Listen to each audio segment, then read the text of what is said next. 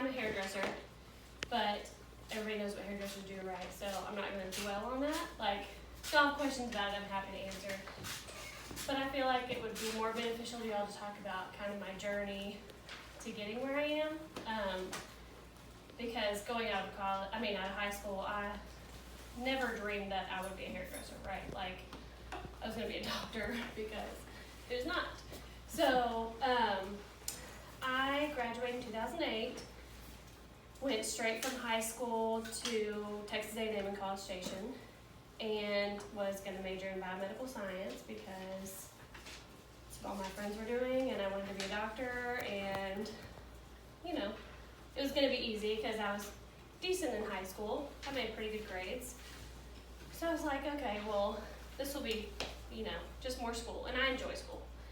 So I got my first semester there, and I called my dad before the first semester of finals.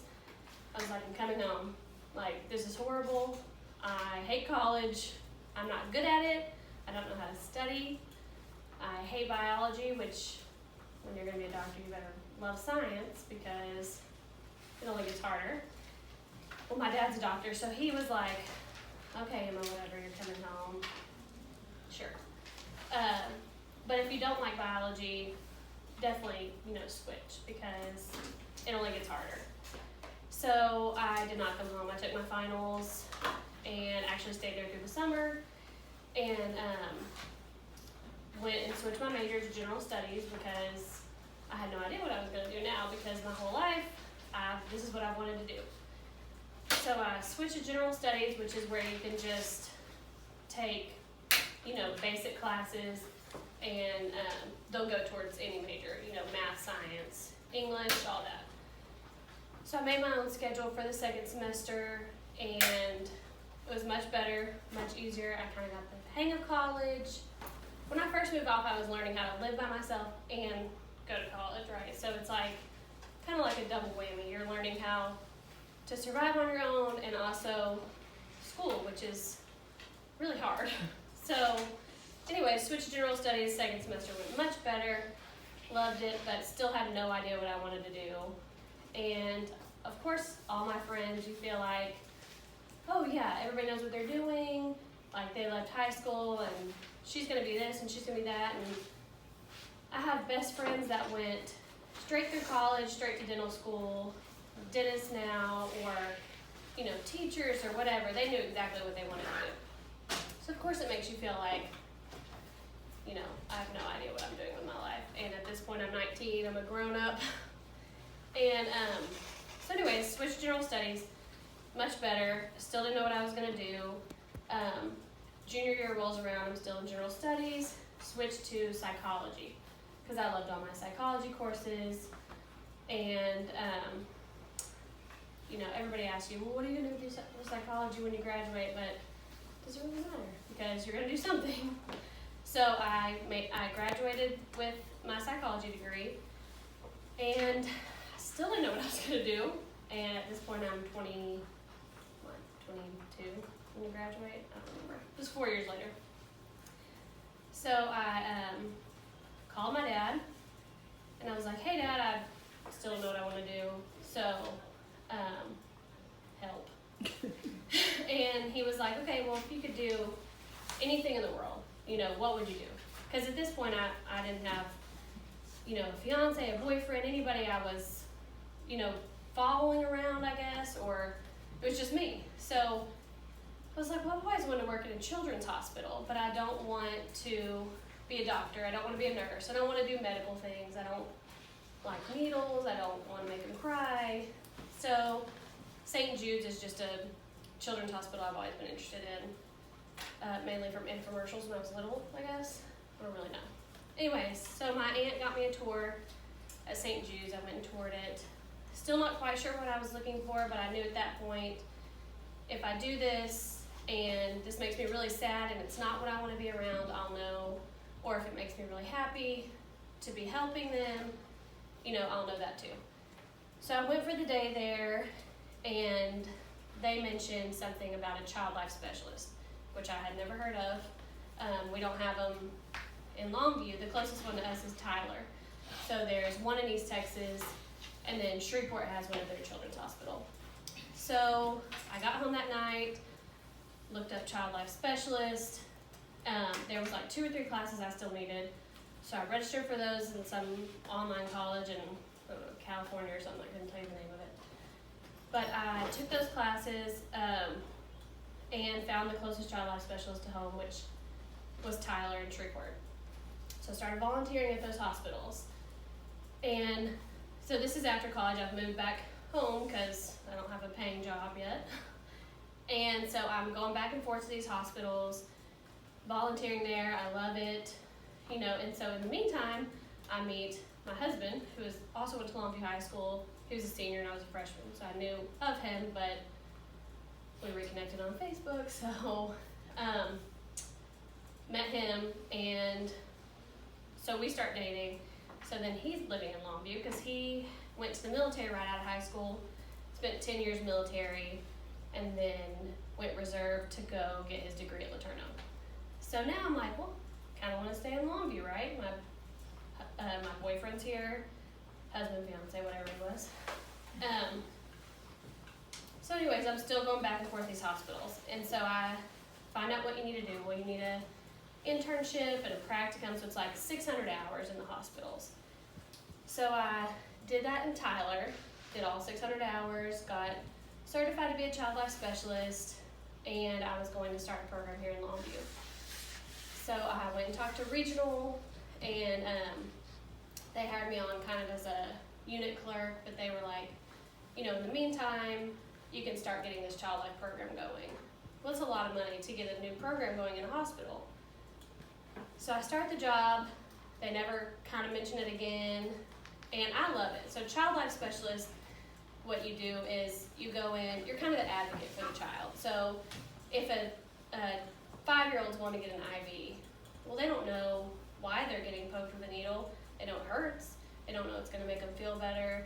They don't know that they're sick, So I would go in before, show them everything they're going to use, maybe do it on a little teddy bear so they can see, let them touch everything, obviously not the needle, but just so they understand what's going to happen to them.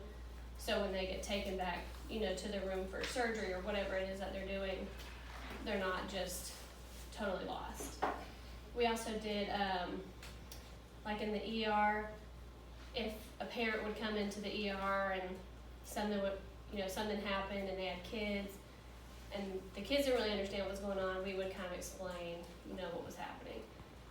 So I loved it. I did. I would have loved to start a program here in Longview, kind of a bigger city thing.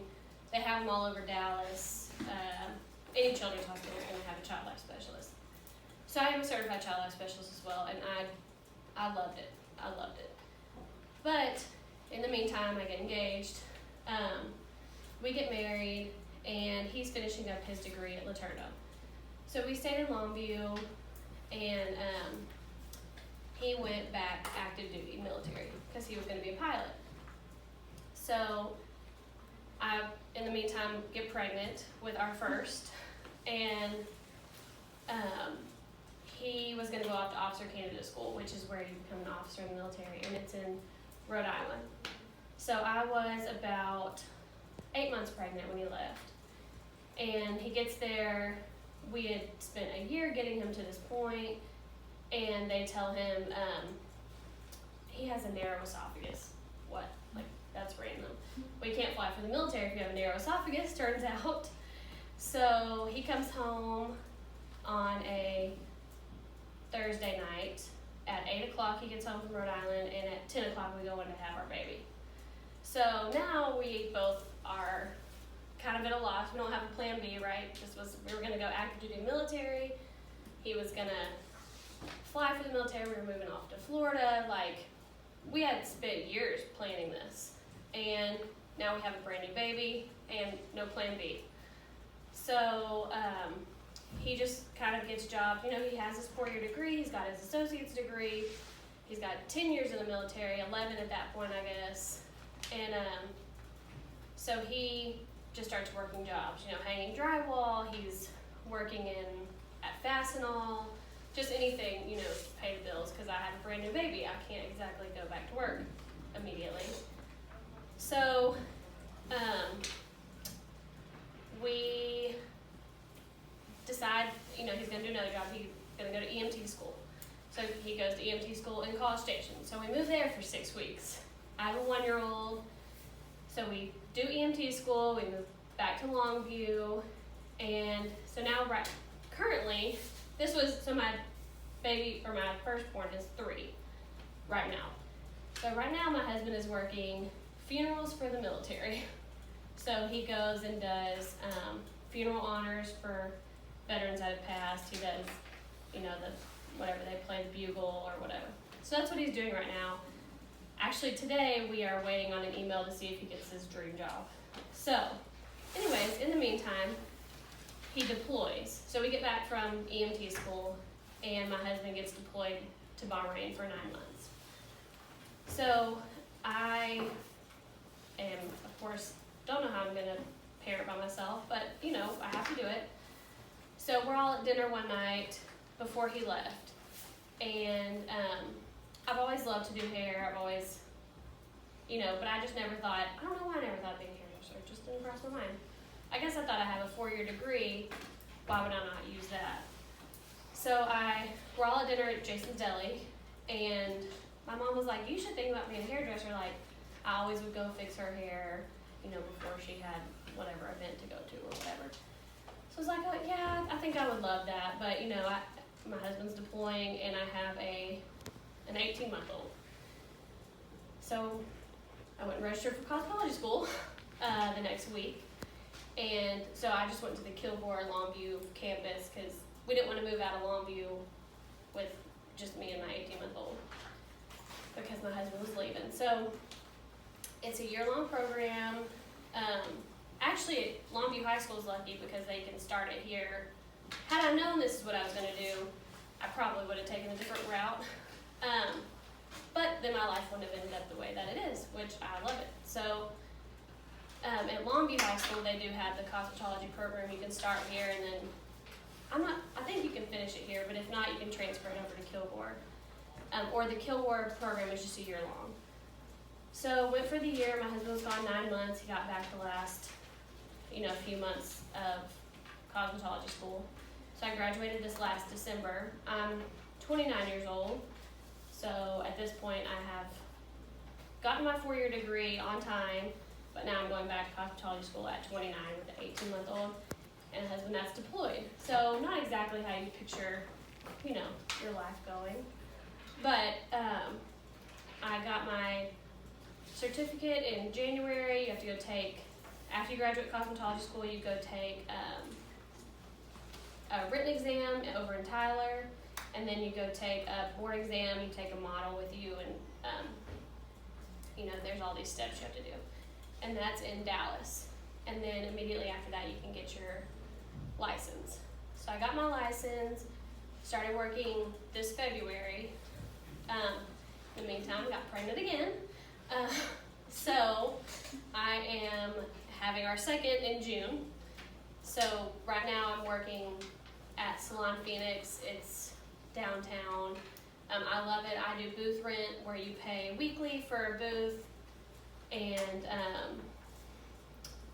I just make my own schedule so I can kind of come and go as I please, which is nice because my son gets out of school at 11:50 some days, and so I can make my schedule around him. If my husband gets this job that he's praying he gets, he'll leave again for 7 more months. So I can, again, make my schedule. At that point, I'll have a newborn, but I can start going back to work as I want. You know, if I want to go to work on just Saturdays, I can just do Saturdays. If I want to go to work, you know, Mondays when they're at school, I can go to work Mondays.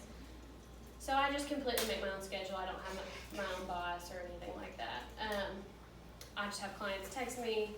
I tell them when I can come in, you know, we work it out like that. So it's nice. It's a really awesome job. I know everyone cares about the money. You can make really good money doing hair. People will spend money on their hair. I know even when I don't have money, I still spend money on my hair. So everybody wants to feel beautiful. So I love it. I love doing hair. I love I stayed home with my son for about a year after he was born, and always growing up, if you ask me what I wanted to be, I want to be a mom, right? Like, I don't want to be anything else, I just want to be a mom. They don't pay you to be a mom, though they should. It's the hardest job I've ever had. But, so you do have to have a job where you're, actually making money. And after staying home with my son, I realized I needed to be with adults sometimes. It was hard for me to be at home all the time with a 1-year-old. Sometimes I would go to the Sonic just to have other adult interaction and talk to the drive-through people. My husband would get home and I'd be like, "What'd you eat for lunch?" Like, I just wanted to know what he did with other adults. So I realized I needed a job and to get out of the house.